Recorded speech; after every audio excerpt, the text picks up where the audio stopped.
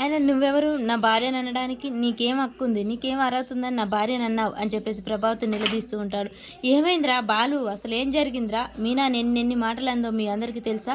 తన ఇష్టం వచ్చినట్టు అవమానించింది. నేను గడ్డి పెట్టాను లేరా మీ అమ్మకు, ఇక ఊరుకోరా" అని చెప్పేసి అనగానే మనోజ్ కోపంగా లేచొచ్చి, "ఏంట్రా ఊరుకున్న కొద్దీ రెచ్చిపోతున్నావు? అసలు నా పెళ్ళిలో నువ్వెవడురా ఆపడానికి?"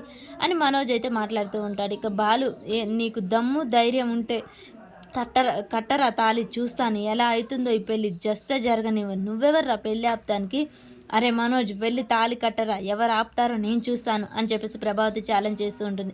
అలా ప్రభావతి మాట విని అయితే మనోజ్ వెళ్ళి తాళి కడుతూ ఉంటాడు. బాలు అక్కడే నిలబడి చూస్తూ ఉంటాడు. తాళి కట్టే ముందు వెళ్ళి బాలు అయితే తన తాళి లాక్కొని వస్తాడు. "వరే ఏం చేస్తున్నావురా, ఏం చేస్తున్నావు?" అని చెప్పేసి అక్కడ ఉన్న వాళ్ళందరూ ఆ బాలుని అరుస్తూ ఉంటారు. బాలు మాత్రం కోపంగా తాళిని గట్టిగా చేతిలో పట్టుకుంటాడు. "మీకు దండం పెడతా, ఏం చేస్తున్నారండి మీరు? అసలు ఏం ఇలా తాళి లాక్కరావడం తప్పండి, దయచేసి వినండి. చూడు, ఇప్పుడు నువ్వే కాదా, దేవుడు వచ్చి చెప్పినా నేను వినను, తాళి ఇచ్చేదే లేదు." "అరే బాలు, నీకేమైనా పిచ్చి లేచిందా, ఏం చేస్తున్నావురా?" అని చెప్పేసి ప్రభాత్ అడుగుతూ ఉంటుంది. "బాలు, నీకేమైనా మెంటలా? తాళి ఇచ్చేయరా, ఎలా ప్రవర్తిస్తున్నారా? ఆహా, నీకు ఇప్పుడు గుర్తొచ్చిందా నాన్న? నీ భార్య మీనాని అవమానించినప్పుడు గుర్తు రాలేదా? అసలు ఏమన్నదిరా చెప్పు, ఏమన్నదో నాకేం తెలుస్తుంది చెప్పురా" అనగానే తన చేతులు దరిద్రం చేతులంట, తన నష్టజాతకురాలట, ఆ పెళ్లి కూతుర్ని ముట్టుకోకూడదట, పెళ్లి పనిలో కూడా ఉండకూడదా, అందుకే మీనాని మెడగట్టి గెంటేసింది, బయట గుడి మెట్ల మీద కూర్చునేలా చేసింది.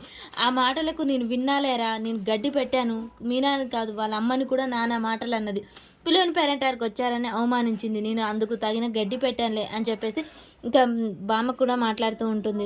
ఇవన్నీ మాటలు విన్నా బాలు వాళ్ళ నాన్న సత్యం వెళ్ళి, "ఏంటి ప్రభావతి, ఇది నిజమా? నువ్వు మాటలు అన్నావా లేదా చెప్పు" అనగానే, అన్నాను, భయం ఏంటి, అలగా జనాన్ని అందరినీ తీసుకొచ్చి నా ఇంట్లో పెట్టి నా ఇంటిని మలినం చేశావు, ఇప్పుడు నా కోడలు పెళ్ళికి వస్తే నేను ఊరుకుంటానా? అన్నాను, మీరు కాదు తప్పు చేసింది, యాక్సిడెంట్ చేసి ఆ దరిద్రాన్ని తీసుకొచ్చి నన్ను నెత్తిన పెట్టింది" అని చెప్పేసి ప్రభావతి ఇష్టం వచ్చినట్టు మాట్లాడుతూ ఉంటుంది. నీకు బుద్ధి రాదు ఇంకా, వాళ్ళని ఎవరు పిలోని పేరెంటానికి వచ్చింది ఎవరు, ఇది నా కొడుకు పెళ్ళి, నేను వెళ్ళి కార్డు ఇచ్చి పిలిస్తేనే వాళ్ళు వచ్చారు, అయినా నా కొడుకు పెళ్ళి ఎవరిని పిలవాలో ఎవరిని పిలవద్దో నీకు తెలుసా, నీకు అవసరమా అని చెప్పేసి సత్యం అయితే వార్నింగ్ ఇస్తాడు. ఇక బాలు మనోజ్ ఇద్దరు షర్ట్ పట్టుకొని గొడవ పడుతూ ఉంటారు. "నా పెళ్ళిలో నువ్వెవడరా, తాళి ఎందుకు ఆపుతావు, తాళి ఇచ్చేయమని చెప్పేసి గొడవ పడుతూ ఉంటారు. అలా మీనా, "వద్దండి, మీకు దండం పెడతాను ఆపండి" అని చెప్పేసి అక్కడున్న బామ బాలు ఇంకా అందరు కలిసి వాళ్ళిద్దరిని అయితే విడదీస్తుంటారు.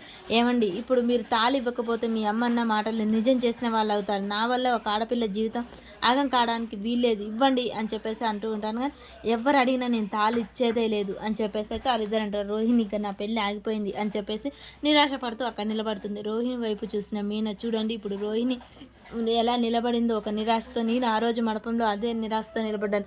ఒక ఆడపిల్ల ఈ టైంలో ఎంత బాధపడుతుందో నాకంటే మీకెవరికి తెలియదు, మీకు దండం పెడతాను, ఆ తాళి ఇచ్చేయండి, నా ఉసురు కట్టుకోకండి, నేను మనశ్శాంతిగా ఉండాలా వద్దా, కావాలి అంటే ఆ తాళి ఇచ్చేయండి అని చెప్పగానే బాలు మీనా మాటలకు సరే అని చెప్పేసి తాళి ఇస్తాడు. ఆ తాళి తీసుకెళ్ళి ప్రభావతి చేతిలో పెడుతుంది మీనా.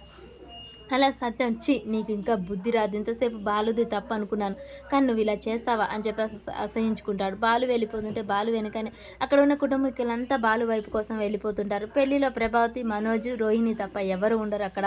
ఇక అందరూ ఇక్కడ వచ్చాక బాలుని అలా బ్రతిమలాడుతూ ఉంటారు. "అరే మీ అమ్మ గడ్డి పెట్టాలేరా, ఊరుకోరా" అని చెప్తూ ఉంటుంది. మీనా మాత్రం చాలా సంతోషపడుతుంది. బాలు వైపు చూసి నవ్వుతుంది.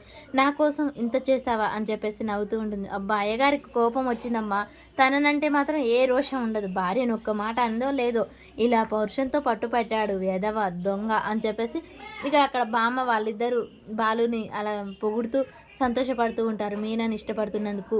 ఇక సరే పదండి పెళ్లి దగ్గరికి వెళ్దాం అని చెప్పేసి అందరూ పెళ్లి దగ్గరికి అయితే వెళ్తారు. ఈలోపే అందరూ అక్కడికి రావడంతో ఇంకా అక్కడే ఉన్నా, "చూడు వదిన, మళ్ళీ వాళ్ళు వచ్చారు, కానీ వదిన నువ్వు ఇప్పుడు సీరియస్ కాకు, మళ్ళీ ఆ బాలుగాడు పెళ్లి చేయకుండా చూస్తాడు" అనగానే ఇక ప్రభాతి చేసేది ఏం లేక కోపంగా అలాగే చూస్తూ ఉంటుంది. ఇక అందరూ వచ్చి అక్కడ కూర్చుంటారు. ఈలోపు పూజారి గారు, "అమ్మ, వెళ్ళి తాలిబొట్టుని అందరికీ పెద్దల ఆశీర్వాదం తీసుకురా" అని చెప్పేసి అనగానే మీనా అటుగా చూస్తూ ఉంటుంది. వాళ్ళ అత్త ఏమన్నా అంటుందేమో అని చెప్పేసి చూస్తూ ఉంటుంది. "వదిన నువ్వు వెళ్ళు" అని చెప్పేసి ప్రభావతి సైగ చేస్తూ ఉంటుంది. "అమ్మ మీనా, నువ్వు వెళ్ళి అందరికీ తాలిబొట్టుతో ఆశీర్వాదం ఇవ్వు" అనగానే, "నిన్నెవరేమంటారో నేను చూస్తాను, నువ్వు తీసుకోమ్మా" అని చెప్పేసి అనగానే ఇక మీనా చాలా సంతోషపడుతూ ఆ తాలిబొట్టు తీసుకొని అక్షంతలు తీసుకొని అందరి దగ్గర ఆశీర్వాదం ఇస్తూ ఉంటుంది. రోహిణి కోపంగా చూస్తుంటుంది. ఇంకా ప్రభావతి మండిపోయేలాగా మీనా వైపు చూస్తూ ఉంటుంది. కానీ మీనా అవేమీ పట్టించుకోకుండా చాలా సంతోషంగా పెళ్లి జరగాలని మనస్ఫూర్తిగా అయితే కోరుకుంటూ ఉంటుంది. అలా ఎలాగో అలాగైతే ఇక రోహిణి మెడలో తాళి కడతాడు మనోజ్. రోహిణి మాత్రం తాళిబట్టు కట్టుకొని, దేవుడా ఇది నా మెడలో పడడానికి ఇన్ని కష్టాలు, ఇన్ని అవధులు, ఇన్ని అబద్ధాలు ఆడాలా అని చెప్పేసి మనసులో అనుకుంటూ ఉంటుంది. అలా అందరికీ వాళ్ళిద్దరిని ఆశీర్వదిస్తూ ఉంటారు. ఆశీర్వదించండి అని చెప్పేసి మీనా అంటూ ఉంటుంది. నవ్వండి అని చెప్పేసి బాలుకి చెప్తూ ఉంటుంది. అలా వాళ్ళిద్దరి పెళ్ళి అయితే జరిగిపోతూ ఉంటుంది. ఇక దండలు మార్చుకుంటారు, అందరూ ఆశీస్సులు తీసుకుంటూ ఉంటారు. ఇక పూజారి దగ్గరికి వెళ్ళి అమ్మవారి దగ్గర దండం పెట్టుకుంటూ ఉండగానే పూజారి గారు అందరికీ హారతి అయితే ఇస్తాడు. అలా హారతి ఇచ్చి అక్కడే ఉన్న దండలు తీసుకొని ముందు వస్తూ ఉంటాడు. ముందుకు పదండి రా మీకే దండలు అనగానే, అమ్మ వీళ్ళకి కాదు, పెళ్లి కొడుకు పెళ్లి కూతురికి కాదు అని చెప్పగానే అందరు షాక్ అయి చూస్తూ ఉంటారు. బాలు మీనాలకమ్మ అదేంటి వీళ్ళ పెళ్లి జరిగితే వాళ్ళకి ఇచ్చేదేంటి అని చెప్పేసి ప్రభావతి అడుగుతూ ఉంటుంది. మీనా చేతి చాలా చల్లని చేయమ్మ, ఈ గుళ్ళో పెరిగింది, అమ్మవారి ఒళ్ళో పెరిగింది మీనా, తన పెళ్ళి నేను చూడలేకపోయాను, అందుకనే తన పెళ్ళి నా కళ్ళ ముందు జరగాలని నేను కోరుకుంటున్నాను అని చెప్పేసి పూజారి గారు అయితే ఇక దండలు మార్పిస్తాడు. ఏంటో అమ్మవారికి కూడా మీనా అంటే ఏంటో అర్థమైంది, కానీ అత్తగారికే ఇంకా అర్థం కాలేదు అని చెప్పేసి బాలు వాళ్ళ నాయనమ్మ మాట్లాడుతూ ఉంటుంది.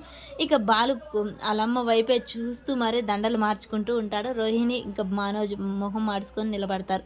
అలా వాళ్ళిద్దరు అయితే పెళ్లి చేసుకున్నట్టు దండలు మార్చుకొని ఆశీర్వాదం తీసుకుంటూ ఉంటారు. రోహిణి తన పుస్తే పట్టుకొని చూసుకుంటూ, ఈ పెళ్లి జరుగుద్దో జరగదో అనుకున్నానే, కానీ నేను చాలా టెన్షన్ పడ్డాను, చాలా భయపడ్డాను అని చెప్పేసి రోహిణి తన ఫ్రెండ్తో మాట్లాడుతూ ఉంటుంది. ఈలోపే మనోజ్ అక్కడికి వచ్చి, ఏంటి రోహిణి టెన్షన్ ఏంటి, జరుగుద్దో జరగదో ఏంటి, ఏం జరిగింది అనగానే రోహిణి భయపడిపోతూ ఉంటుంది.